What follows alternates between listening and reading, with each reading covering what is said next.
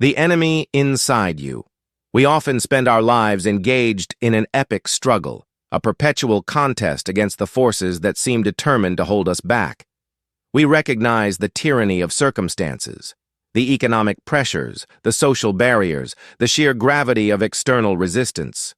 We equip ourselves for battle against the world, sharpening our skills, reinforcing our defenses, convinced that freedom lies just beyond the next insurmountable obstacle placed in our path by fate or by others.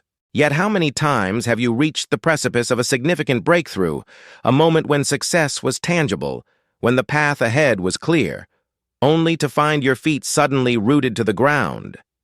How often has the most formidable opposition emerged not from the vast, indifferent universe outside, but from a quiet, paralyzing force deep within the architecture of your own mind? This is the profound, often humiliating paradox of human striving. We possess the vision for change. We articulate the desire for growth. We invest the energy required for transformation, and then, at the crucial moment, we deploy an invisible, internal counterforce that ensures our comfortable, familiar failure. It is a form of self-sabotage so routine, so seamlessly integrated into our personality, that we rarely recognize it as an enemy at all. Instead, we label it as procrastination, lack of discipline, or simply, the way I am. But to settle for such surface explanations is to ignore the philosophical depth of the problem. If we truly desire evolution, why does a part of us, a powerful, autonomous part, so vigorously defend the status quo, even when the status quo is painful? This resistance is not a momentary lapse of will. It is a meticulously constructed system of internal governance. It is the silent, efficient guard placed at the gate of every significant change, ensuring that the self you were yesterday remains largely intact today. This internal opponent is built from the remnants of old fears, the echoing voices of past authorities, and the emotional reflexes forged in moments of childhood vulnerability. It is a collection of deeply ingrained assumptions about what you deserve, what you are capable of, and what the world demands of you. It operates beneath the level of conscious thought, manifesting as that sudden, cold wave of doubt that washes away conviction, or the inexplicable urge to retreat just as you are about to step forward. To understand true freedom, we must first understand the nature of this internal captivity. We must acknowledge that the most significant wars are not fought on distant battlefields, but within the silent chambers of the soul. We are not merely fighting the world. We are fighting the ghost of who we were, a ghost that haunts our present choices and dictates our future limitations. This ghost is not malicious, it is protective, operating on ancient, outdated programming designed for survival, not flourishing. Its primary mandate is safety, and safety, in its constricted view, means remaining small, predictable, and unchanging. Our journey together is not about finding new external strategies, but about illuminating this inner landscape. We must bring the light of conscious inquiry to the darkened corners where these automatic, reflexive habits reside. We must learn the language of this internal opponent, its triggers, its justifications, its architecture, not to vanquish it violently, but to understand its origins and ultimately to integrate its energy into a more coherent, self-directed life. The question that launches our inquiry is simple, yet devastatingly profound. What if the greatest barrier to becoming who you are meant to be is the self you already are? And how do we begin the delicate, necessary work of meeting this enemy inside, face to face? The first step in confronting this inner adversary is to give it a name, to define the mechanism by which it operates. We call this mechanism the self-limiting system.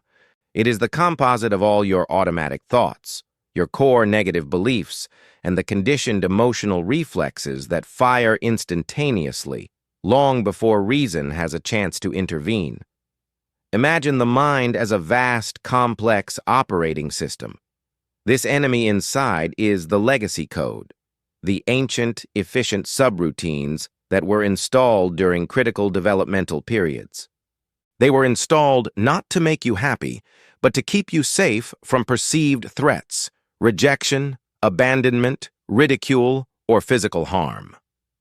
Consider the automatic thought, the sudden, uninvited statement that appears fully formed in your consciousness whenever you attempt something challenging.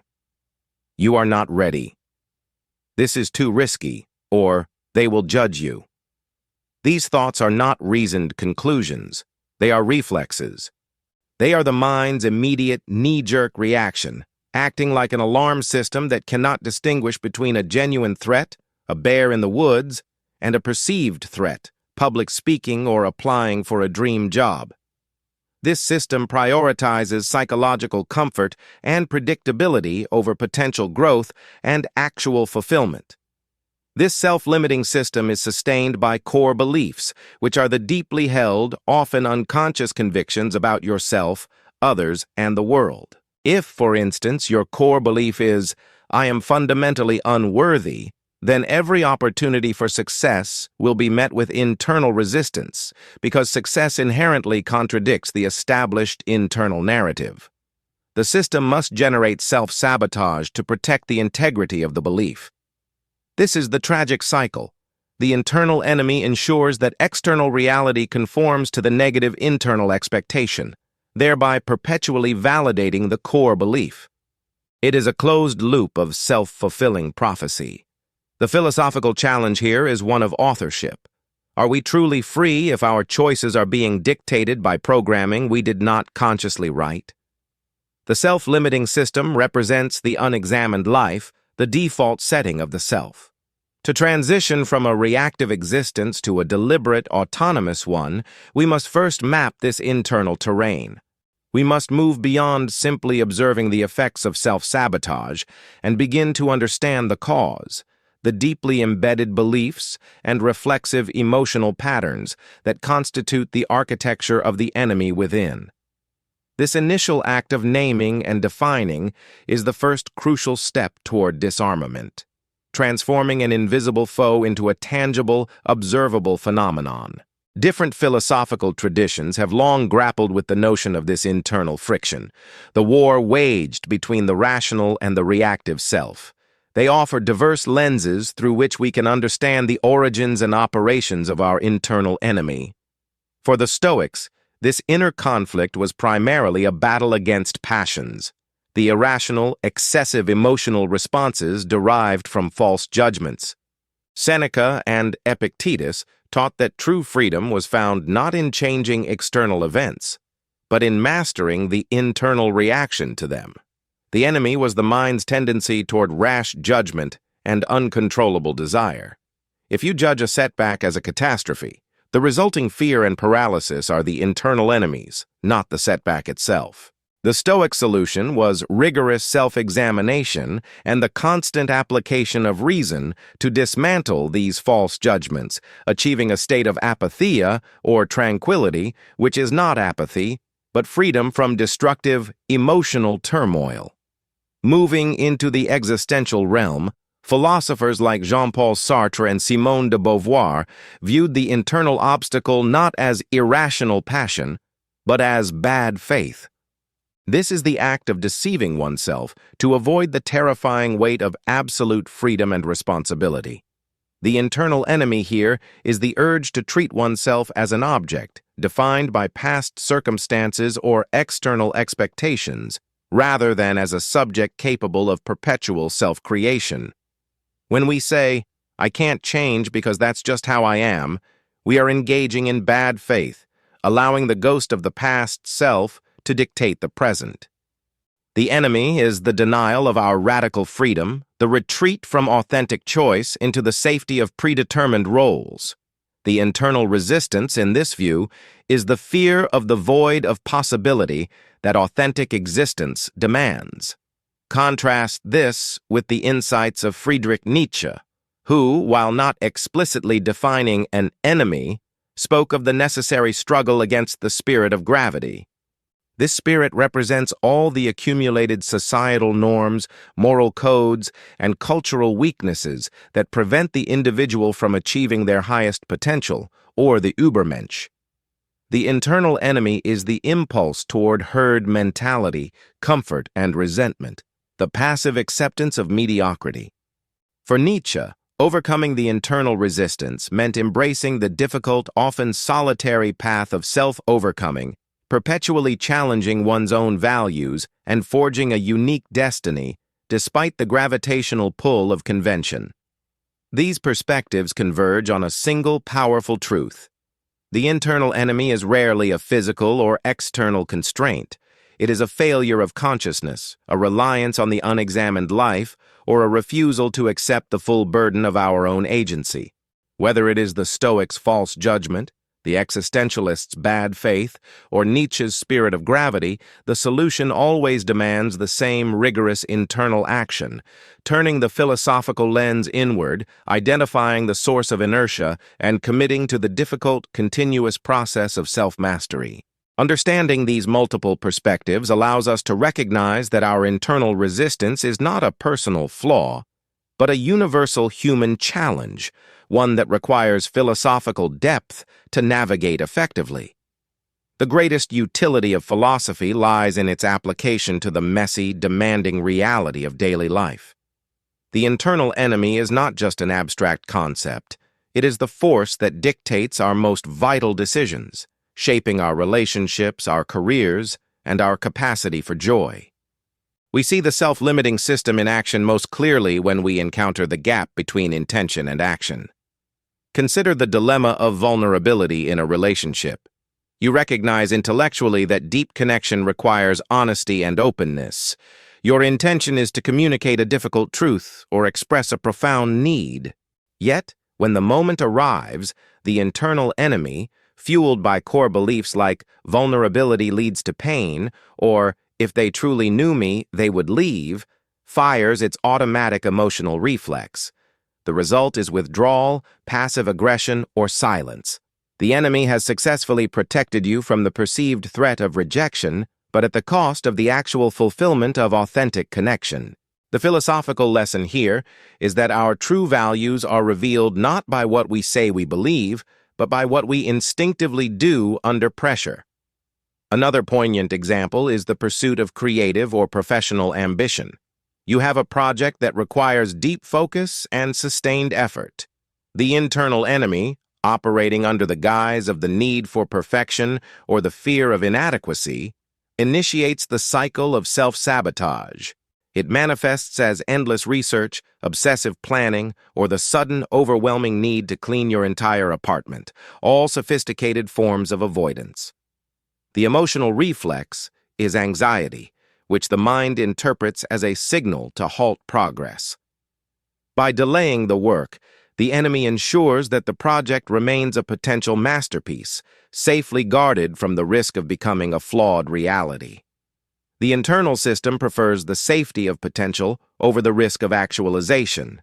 The crucial life application is recognizing that these internal operations are patterns, not facts. When the automatic thought arises, the paralyzing doubt, the sudden urge to quit, it is essential to treat it not as an immutable truth about your capability, but as a symptom of the self-limiting system doing its job. This realization shifts the power dynamic. Instead of being carried away by the emotional reflex, you gain the critical distance necessary to observe it. This observation is the first practical tool of philosophical self-mastery, the capacity to differentiate the authentic self that chooses and acts from the conditioned self that reacts and retreats. Through this lens, the internal enemy ceases to be a monolithic barrier and becomes a predictable, though challenging, emotional blueprint that can be analyzed, understood, and ultimately rewritten. Having explored the mechanics and the philosophical context of the internal enemy, we arrive at the most crucial stage, inner reflection. This is the moment to turn the conceptual mirror onto the specific, unique architecture of your own resistance. The enemy inside is not generic. It is intensely personal, built specifically from the traumas, lessons, and misinterpretations of your own history. To begin the work of transformation, you must engage in a rigorous, non-judgmental inventory of your own self-limiting system. Start by asking, what is the narrative I tell myself when I fail? Listen closely to the exact language of your internal critic. Is it accusatory? You are lazy and weak? Or is it fatalistic? This was always going to happen. These narratives are the precise scripts the internal enemy uses to maintain control. Write them down. By externalizing these deeply internalized judgments, you begin to strip them of their invisible power. They become mere sentences on a page, subject to scrutiny, rather than unquestionable truths embedded in your core. Next, identify the emotional triggers that precede your self-sabotage. When do you feel the sudden, paralyzing urge to retreat? Is it when you receive external praise, triggering the fear of future expectation? Is it when you are criticized, triggering the fear of unworthiness? Or is it simply when you have too much unstructured time, triggering the fear of the unknown? The internal enemy thrives in the transition points, the beginning of a new project, the moment of high pressure, the aftermath of a major success. By mapping these triggers, you can anticipate the arrival of the resistance, giving yourself a crucial few seconds to choose a different response. Finally, reflect on the protective function of your resistance. This is perhaps the most difficult reflection, yet the most liberating. Your automatic thoughts and self-sabotaging reflexes were installed for a reason. They once served to protect you from something genuinely painful. The internal enemy is, paradoxically, a misguided friend. What is it desperately trying to save you from now? Is it trying to save you from the pain of effort without reward, the disappointment of failing after trying your hardest, the vulnerability of being truly seen? Acknowledging the protective intent behind the resistance shifts the relationship from one of warfare to one of diplomatic negotiation. You are no longer fighting a monster. You are addressing an outdated defense mechanism that needs to be respectfully retired and replaced with a more mature, reality-based strategy. This inner reflection is the necessary groundwork for true philosophical self-reconstruction. The journey of confronting the enemy inside culminates not in its annihilation, but in its integration. The self-limiting system, with its deep-seated energy and protective instincts, cannot simply be erased. It must be transformed. The goal is not to become a being without fear or doubt. That is an impossible, inhuman ideal, but to become a being whose fear and doubt no longer dictate choice. The insight lies in recognizing that the immense energy previously used to defend the old, small self can be redirected to fuel the creation of the new, authentic self. The vigilance that the internal enemy employed to prevent change can be repurposed as the diligence required for conscious, deliberate action. When you anticipate the arrival of an automatic thought, "This is too hard," you no longer fight the thought itself. Instead, you acknowledge it gently. Thank you for the input, old system. I hear your concern for safety, but we are choosing a different path now. This act of acknowledgement diffuses the emotional charge, stripping the thought of its authority. This process is the essence of philosophical maturity, the shift from being the passive recipient of internal conditioning to becoming the active editor of your own consciousness. It is the realization that true freedom is not the absence of resistance, but the capacity to choose your response in the face of it. The path of self-overcoming is not a single heroic leap, but a continuous series of small, conscious choices to act in alignment with your deepest values, even when the internal system screams a warning. The internal enemy is merely a map of your past limitations. By studying this map, by understanding its contours and its traps, you gain the power not just to navigate around them, but to transcend them entirely. The paradox resolves itself. The greatest obstacle becomes the greatest teacher. The resistance you face inside is precisely the measure of the growth you are capable of achieving. We leave this reflection with a final, lingering question, one that must echo in the silent spaces between your thoughts. If you stopped fighting the ghost of who you were and instead focused entirely on building the self you intend to be, what magnificent, undeniable truth would finally emerge? The enemy inside is only as powerful as the attention you give it. Give your attention instead to the quiet, persistent voice of your own potential. That is where the real work and the real life begins. Building upon our understanding of the enemy's internal structure, we must now delve into the mechanisms of its persistence, which is fundamentally a challenge of temporal dissonance. The internal enemy sustains its power not merely through fear, but by enforcing the laws of the past upon the landscape of the present moment. We are often governed by a historical self, a collection of reactions and assumptions that were highly relevant when we were 10 or 15 years old, but which are wholly inadequate for the complexities of adult life. This past self, frozen in time, acts as a relentless censor, insisting that because a choice led to pain previously, that same choice must be prohibited now, regardless of the vastly different context, resources, and maturity we possess today. The key to overcoming this temporal tyranny lies in cultivating metacognitive distance. This is the capacity to not merely observe the automatic thought, but to observe the act of observation itself. It requires us to establish a non-judgmental, separate vantage point, the philosophical observer within, who watches the internal drama unfold without participating in it. Imagine your consciousness not as the stage where the enemy performs, but as the audience watching the performance. When the paralyzing wave of doubt hits, the observer does not argue with the doubt. It simply registers the thought as a neurological event, a burst of energy, a data point belonging to the old system. This subtle, sustained detachment is revolutionary, for the internal enemy thrives on immersion. When you pull back, the thought loses its immediate, overwhelming force, transforming from an imperative command into a mere suggestion. Furthermore, this distance allows us to confront the tyranny of the default state. The internal enemy wins through inertia. It relies on the immense gravitational pull of established habits, ensuring that the path of least resistance, the path of non-action or retreat, is always the most accessible. Consequently, the genuine battlefield is often found not in grand pronouncements or life-altering resolutions, but in the realm of micro-decisions.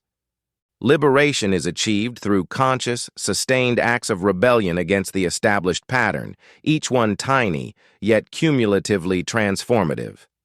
Consider the moment you wake up. The internal system demands the comfort of the snooze button, a small retreat that validates the pattern of avoidance. The counteract, the micro-decision, is to swing your feet immediately out of bed, a physical commitment made before the cognitive censor can fully mobilize its arsenal of excuses. Similarly, when facing a challenging task, the enemy suggests checking social media for 5 minutes. The counteract is to commit to one single focused sentence of work. These are not heroic acts. They are moments of philosophical fidelity, where the present, choosing self overrides the historical, reactive self. Each successful micro-decision weakens the old system's grip and strengthens the neural pathways of autonomous action. Another crucial layer is the reclaiming of the internal locus of control. For too long, the self-limiting system has operated like a shadow government, making us feel as though the source of our inertia is internal but fundamentally uncontrollable, a mysterious force of nature. True mastery demands the realization that while the system was initially programmed without our consent, maintaining it now is an active, albeit unconscious, choice. We are the architects of the self, not merely the tenants. We must assume full ownership of the system's output, acknowledging that every act of self-sabotage, while rooted in old fear, is executed by the self we are today. This radical acceptance of responsibility shifts the focus from blaming the past to designing the future.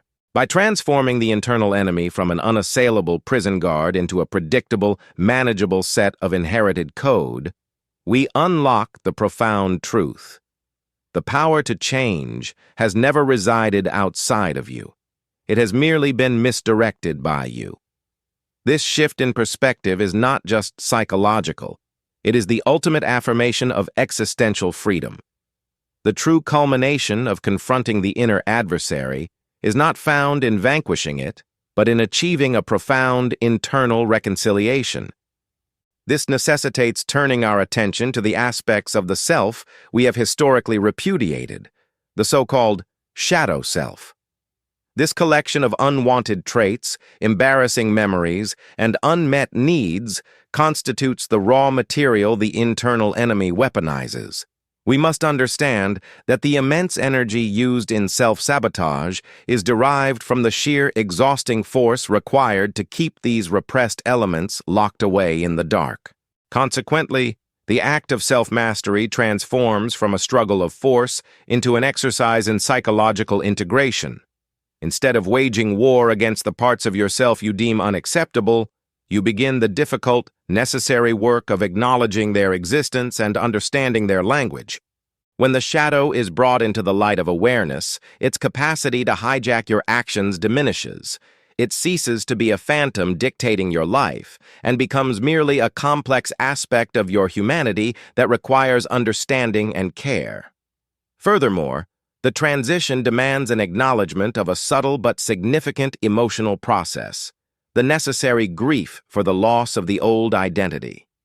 To successfully shed the self-limiting system is to abandon the familiar costume of inadequacy, a role we have played for so long that it feels like the only safe performance. The resistance we experience is often the fear of the unknown void left when the familiar narrative collapses.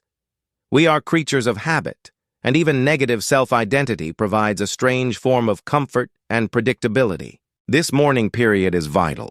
We must allow ourselves to feel the discomfort of existential nakedness before we can confidently clothe ourselves in a new, self-authored reality. Without this conscious emotional processing, the system attempts to revert to the known pain simply because it is predictable pain, preferring the worn-out map of the past to the uncharted territory of potential. Building on this new foundation of acceptance, we discover that reliance on brute willpower is ultimately unsustainable against an integrated internal system. Willpower is finite, it tires and is easily depleted by stress and fatigue. What replaces it is unwavering clarity of purpose. When the why, the deeply felt reason for transcendence, is so luminous that it casts a shadow over all internal objections, the mechanism of resistance simply loses its fuel. The internal enemy is excellent at arguing against unclear desires, vague hopes, or tentative plans, but it is rendered mute in the face of absolute, articulated destiny. Therefore, philosophical work shifts from relentless, exhausting self-correction to meticulous self-definition. We stop focusing on what we must stop doing, and instead concentrate with laser focus on who we must become to align with our highest vision. This profound clarity acts as a self-generating motivational engine, eliminating the need for constant, forced effort. Another crucial layer involves the cultivation of internal coherence. When we are internally coherent, our thoughts, emotions, and actions align seamlessly, preventing the energy leaks that the internal enemy exploits. Incoherence is the friction between what you know you should do and what you feel you want to do. Achieving coherence requires the careful alignment of one's deepest values with one's moment-to-moment choices. Imagine a ship where the rudder, the sails, and the compass all point in different directions.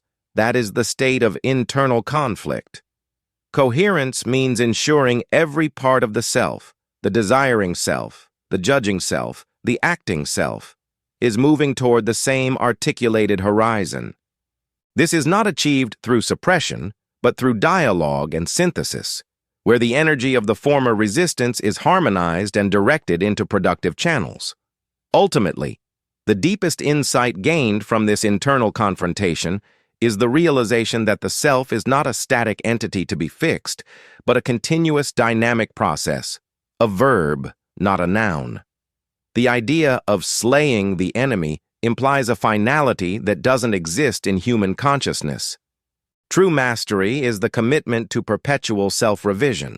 The former enemy, once integrated, becomes the very energy that drives this ongoing evolution. It transforms into an internal barometer, a highly sensitive instrument that signals when you are drifting away from your authentic trajectory. The old fear, once understood, becomes caution. The old doubt becomes humility. The power once used to hold you back is now the gravity that anchors your commitment to growth. This profound transformation defines the difference between merely existing and truly living, granting us access to an inner landscape defined by resilience rather than reactivity. Now reflect deeply upon this final truth. If the internal adversary is merely the accumulated weight of your past choices and defenses, and you possess the radical freedom to choose anew at this very moment, what singular act of self-authorship today would render the old narrative irrevocably obsolete? Let that question resonate, for the most challenging journey is always the one that leads you back to your own sovereign choice. Crucially, the internal adversary often intensifies its operations precisely when the external struggle begins to wane, deploying sophisticated defensive mechanisms that target our future identity rather than our current capability. The resistance is frequently not the fear of failure, but the far more paralyzing fear of success, or more accurately, the fear of the profound, often isolating, changes that success mandates. This subtle tactic is known as identity foreclosure.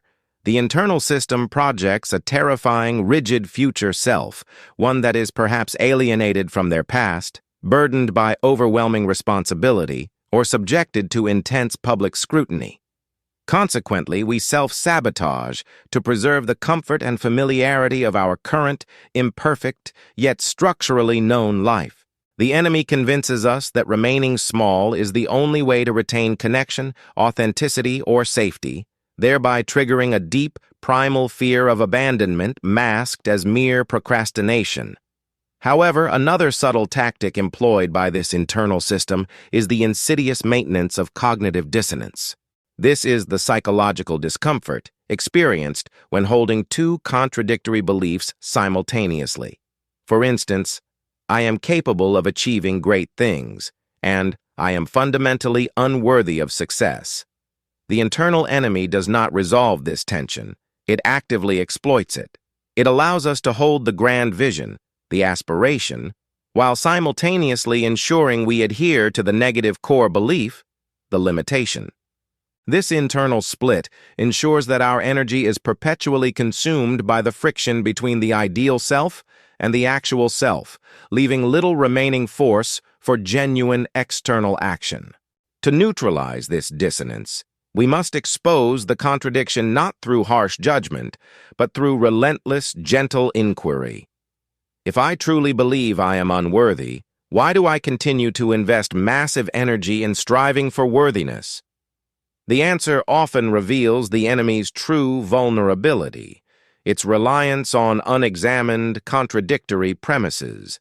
Building on this, the adversary frequently weaponizes the concept of the unearned life, manifesting as chronic imposter syndrome. This is more than simple self-doubt. It is a highly functional defense mechanism. If we manage to achieve success while secretly believing we are frauds, the internal system gains a protective buffer. When the inevitable setback or failure occurs, the core self is insulated because it can rationalize that it was the fake persona, the unearned success that collapsed, leaving the foundational identity intact. This internal distancing prevents the authentic self from ever facing the risk of a real earned defeat. The path toward overcoming this requires shifting our focus entirely from seeking external validation, which the enemy will always undermine, to accumulating irrefutable internal evidence of competence. We must judge our worth not by comparison or external praise, but by the measurable, consistent application of our own defined standards and efforts. Consequently, confronting the enemy inside demands the cultivation of psychological anti-fragility. We must aim for more than mere resilience, the ability to bounce back from internal friction. Anti-fragility, conversely, is the capacity to benefit from the disorder and tension generated by the internal resistance. View the conflict not as an obstacle to be eliminated, but as a necessary training weight. Every time the internal system generates fear or doubt, the conscious decision to lean into that discomfort, to act because the resistance is present, not in its absence, builds psychological muscle that is stronger than before the challenge. The enemy's opposition becomes the very catalyst for greater strength. Now consider how this applies when facing a period of intense scrutiny or a public critique. The internal adversary will immediately conjure the memory of past shame, using this historical data to enforce retreat. The anti-fragile response, however, is to recognize that the discomfort generated by the critique is the precise energy required to refine and improve the work. The system's attempt to shut down is transformed into a signal to engage more deeply, knowing that the confrontation with friction is the only route to robust, enduring growth. This shift in perspective fundamentally changes the balance of the internal struggle, transforming the constant war into a rigorous, self-directed training regimen that ensures continuous self-overcoming. Drawing these disparate philosophical strands together, we recognize that the greatest impediment to self-actualization is not a singular flaw, but a complex, self-sustaining internal ecology. We have moved past the naive notion of simple willpower deficits and arrived at a deeper appreciation for the mind's sophisticated defense mechanisms. This journey of inquiry has illuminated how the historical self, through its ingrained protective protocols, continuously attempts to veto the present self's conscious aspirations. The resulting internal friction, once viewed as weakness, is now revealed as the inevitable tension between an outdated survival mechanism and the imperative for genuine human flourishing. The implication is profound. Our primary struggle is not against external adversity, but against the sheer inertia of our own established narratives. The resistance we feel is merely the energy signature of the past, insisting on its dominance over the potential of the future.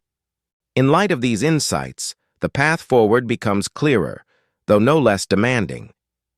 We have established that the crucial difference lies in the capacity for detachment, the ability to stand apart from the reflexive torrent of judgment and fear.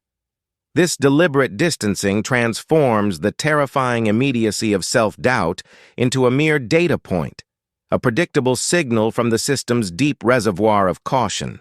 It is akin to shifting the perspective from being perpetually trapped within a chaotic storm to observing its patterns from a detached, high vantage point. This metacognitive pivot is the prerequisite for all authentic change, for it is only in this space of observation that genuine choice can be inserted between stimulus and reaction. Without this space, we are merely puppets of our conditioning. With it, we reclaim the authorship of our experience. Reflecting on this journey so far, we understand that the immense energy previously consumed in fighting these internal shadows is, in fact, the very fuel needed for transcendence. The opposition we face is not meant to be annihilated, it is meant to be integrated and repurposed. The pressure exerted by the system's resistance, when met with conscious, intentional action, no longer leads to collapse, but to refinement. This is the essence of psychological anti-fragility, the capacity to utilize internal stress to forge a more robust identity, transforming the burden of resistance into the gravity that anchors profound growth. We are moving beyond the simple goal of overcoming obstacles, striving instead for a state where the obstacles themselves become the necessary components of our continuous becoming. The conflict itself is the engine of our evolution. We stand now at the threshold of synthesis, having mapped the terrain of internal bondage and identified the mechanisms of liberation. The central implication is that true self-mastery is less about accumulating external victories and more about achieving internal coherence, aligning the historical self, the ideal self, and the acting self into a unified, purposeful trajectory. This alignment dismantles the hidden protective structures that necessitated self-sabotage, rendering the internal enemy superfluous. The system does not need to be destroyed when it is no longer required. The time has come to transition from analysis to affirmation, moving from the conceptual understanding of the struggle to the practical wisdom of living fully within the sovereignty of the present moment. The final insight awaits, promising not an end to the struggle, but the permanent installation of the self as the architect of its own destiny. We conclude our inquiry into the internal adversary by recognizing a profound and transformative truth. The enemy inside is not an aberration to be eradicated, but a misunderstood, highly functional defense mechanism designed to preserve the known self. It is the custodian of the familiar, a silent parliament of fear and past trauma that insists on historical precedent over future possibility.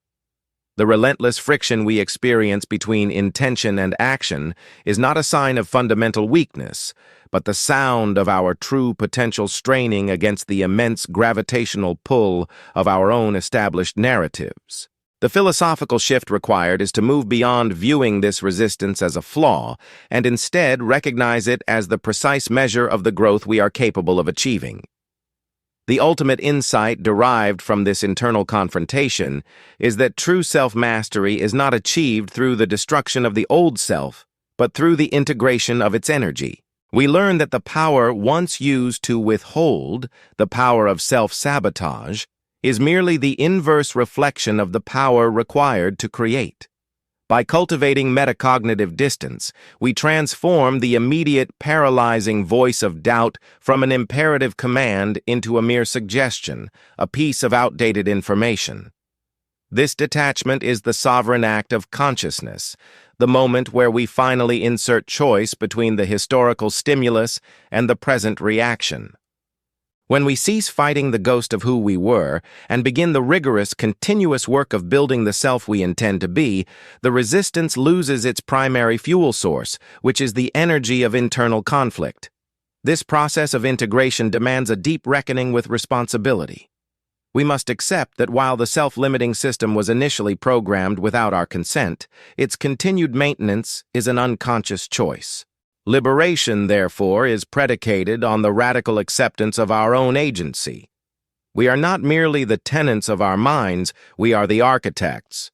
Every moment of internal conflict is an opportunity to practice psychological anti-fragility, to utilize the tension, the doubt, and the fear as the necessary stressor that strengthens our resolve and refines our clarity. The pressure exerted by the internal adversary is the very weight that forges enduring character, ensuring that the self we create is not brittle, but resilient and robust. The war ends when we realize that the enemy inside is not a permanent fixture, but a temporary map of our past limitations. This map is invaluable, for it shows us exactly where our vulnerabilities lie and where our greatest work must be focused. The true practice begins now, not in grand declarations, but in the quiet, sovereign acts of choice, the decision to proceed despite the fear, to speak the truth despite the discomfort, and to commit to the difficult path of self-authorship even when the old system screams caution. May you carry forward the profound realization that the most formidable barriers you face are not those erected by the world, but those designed and maintained by your own history. Your greatest freedom lies in your capacity to edit that history, moment by conscious moment. The power to unlock the door has always resided within your hand, waiting for the clarity of purpose that transcends the need for safety. Go forth, not seeking the absence of struggle, but seeking the unwavering commitment to your own potential.